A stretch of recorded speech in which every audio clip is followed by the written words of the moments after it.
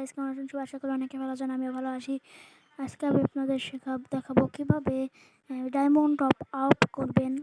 প্রথমে আপনাদের ডায়মন্ড বেশি বাড়াতে হলে, আপনাদের ডায়মন্ড টপ করতে হলে আপনারা বেশি বেশি করে লাইভ ম্যাচ খেলবেন এবং লাইভ ম্যাচ জেতার জন্য লাইভ ম্যাচ খেলার আগে এরোপ্লেন মোডটা চালু করে রাখবেন।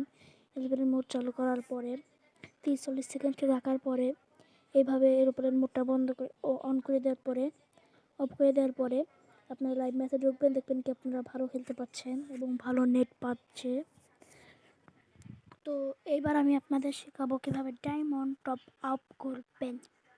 তো ডায়মন্ড টপ আপ করার জন্য আপনাদের সর্বপ্রথম একটা কথা বলি, ডায়মন্ড টপ আপ করার জন্য আপনাদের সর্বপ্রথম লাগবে ব্যাঙ্ক অ্যাকাউন্ট। তো এই ব্যাঙ্ক অ্যাকাউন্টের জন্য আমরা চলে যাব।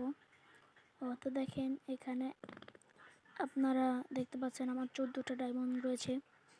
এই 14টা ডায়মন্ড দিয়ে আমরা করবো একটা থিপ। আমার 3 আছে, 1 আছে, সমস্যা নেই, কোনো কিছু আছে, সব কিছুই আছে আমার। ক্লাব এসে নেই, আমরা এখন আবার একটু ক্রস করে আবার ঢুকবো। দেখেন আমারই আছে 320 টাকায় 90 ডায়মন্ড। এটা আমরা ক্লিক করলাম। ক্লিক করার পর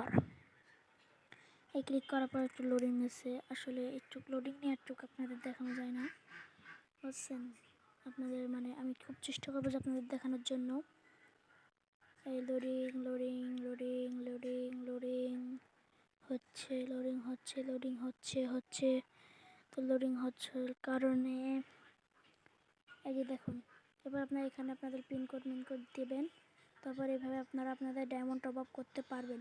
ধন্যবাদ।